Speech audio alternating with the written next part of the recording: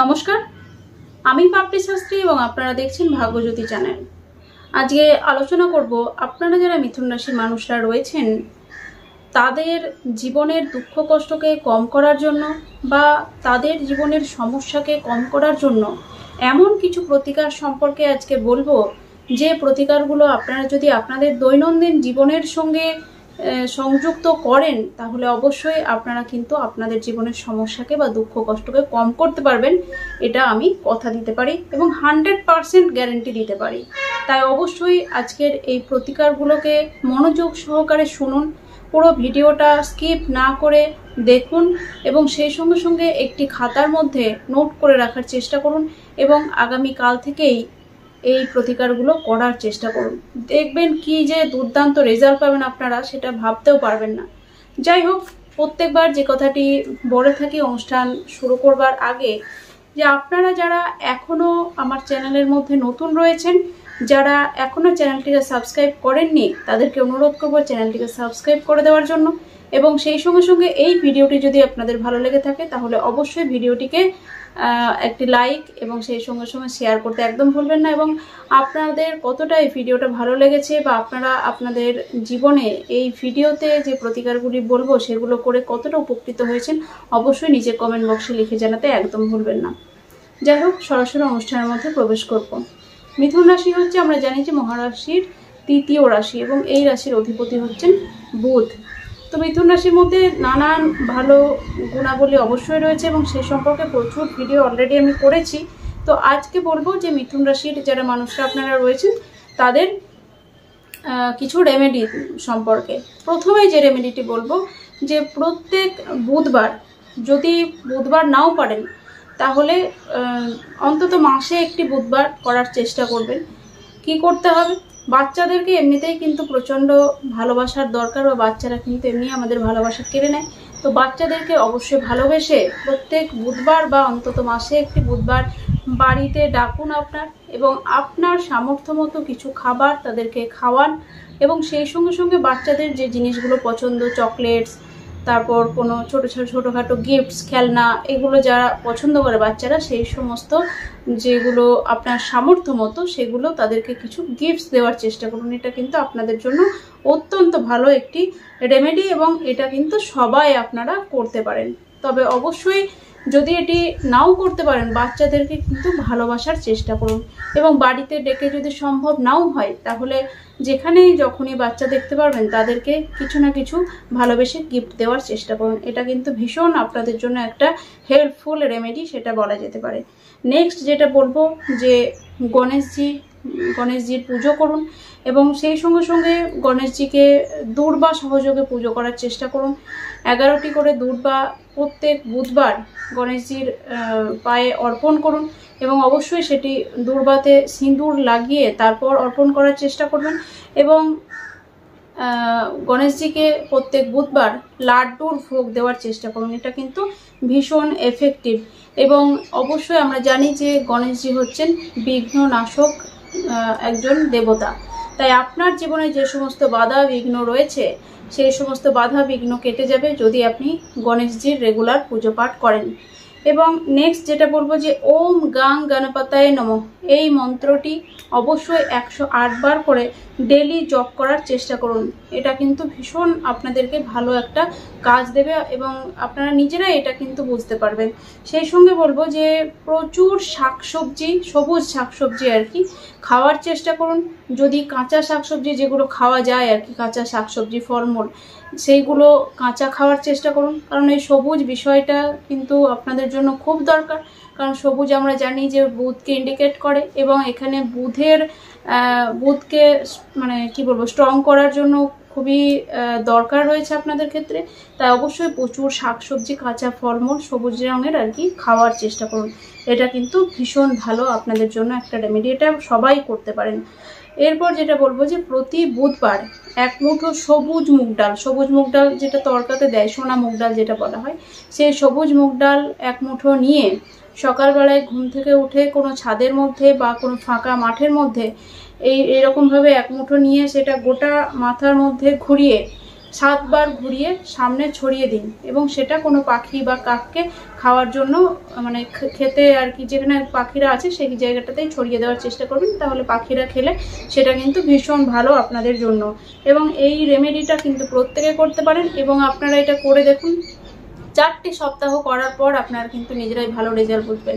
আপনাদের মনের মধ্যে যে সমস্ত ডিপ্রেশন, উল্টোপাল্টা চিন্তাভাবনা আসছিল সেগুলো কিন্তু অটোমেটিক্যালি চলে যাবে এবং মনের মধ্যে একটা স্বতঃস্ফূর্ততা, মনের মধ্যে একটা আনন্দ ভাব কিন্তু আস্তে আস্তে ধীরে ধীরে প্রবেশ করবে, যেটা কিন্তু সমস্ত কর্মের ক্ষেত্রেই আপনাকে একটা উন্নতি বা একটা সফলতা দেবে, সেটা বলা যেতে পারে। নেক্সট যেটা বলবো যে কিন্নর বা হিজড়েদেরকে আপনার সামর্থ্য মতো কিছু না কিছু দান করার চেষ্টা করুন।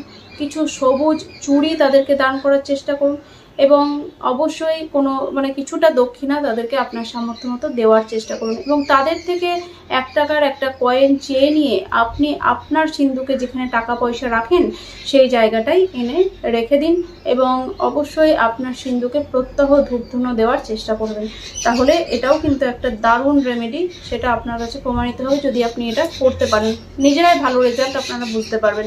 নেক্সট যেটা বলবো যে মা ত্রিপুরা সুন্দরী দেবীর পুজো পাঠ করুন এবং যে কোনো বিপদে মা ত্রিপুরা সুন্দরীকে আপনি স্মরণ করুন, দেখবেন আপনার বিপদ আপদ অচিরেই কেটে যাবে।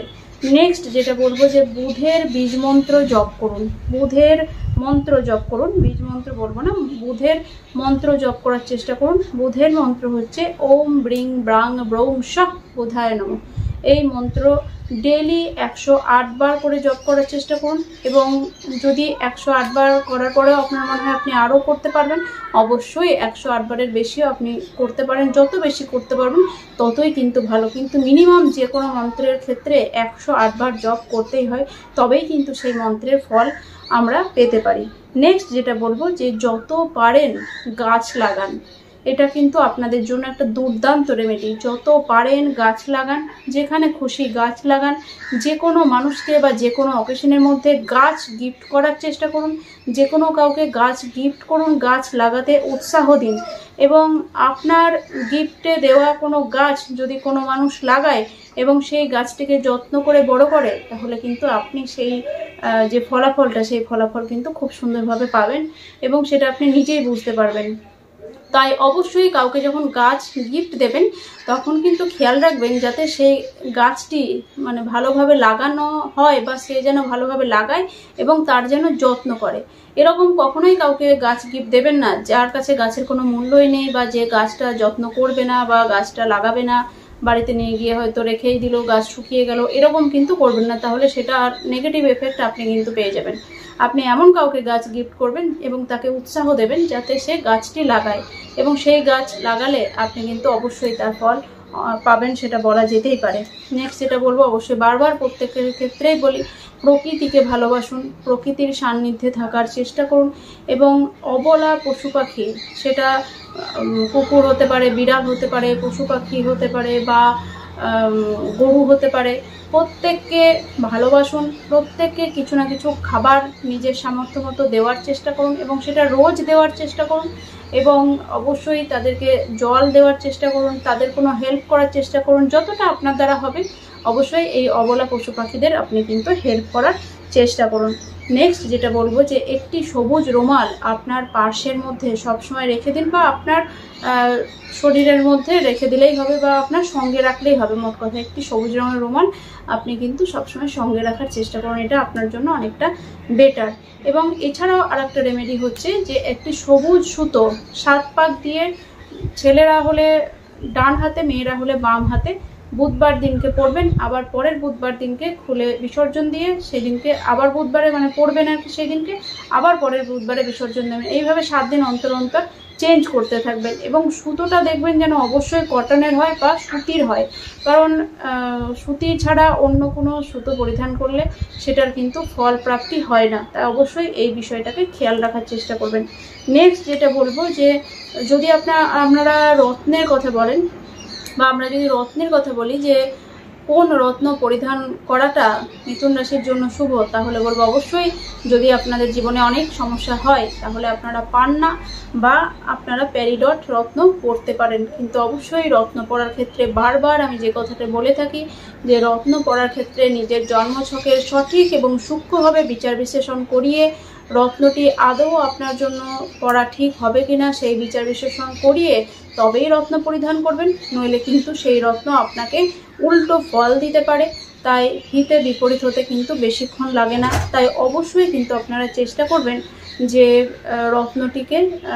রত্নটি পরার আগে নিজের জন্মছকের সঠিক এবং সূক্ষ্মভাবে বিচার বিশ্লেষণ করে নেওয়ার। যাই হোক, অনেক কথাই বললাম এবং অনেক রেমেডি আপনাদের দেওয়ার চেষ্টা করলাম। আরও প্রচুর রেমেডি রয়েছে যেগুলো অনেক এফেক্টিভ এবং তার মধ্যে থেকেই এইগুলো মোটামুটি দেওয়ার চেষ্টা করলাম। এইগুলো আপনারা করতে থাকুন, নেক্সট টাইম আরও রেমেডি নিয়ে আসবো পরবর্তীকালে। এইগুলো আপাতত আপনারা করুন এবং কী ফলাফল আপনারা পাচ্ছেন সেটা অবশ্যই নিচে কমেন্ট বক্সে লিখে জানাতে ভুলবেন না। এবং কেমন লাগলো আপনাদের আজকের ভিডিওটা সেটা অবশ্যই নিচে লিখে জানাতে একদম যেন ভুল না হয়। আর কথা বাড়ালাম না, এখানেই বিদায় নিলাম। সকলেই খুব ভালো থাকুন। ধন্যবাদ, নমস্কার।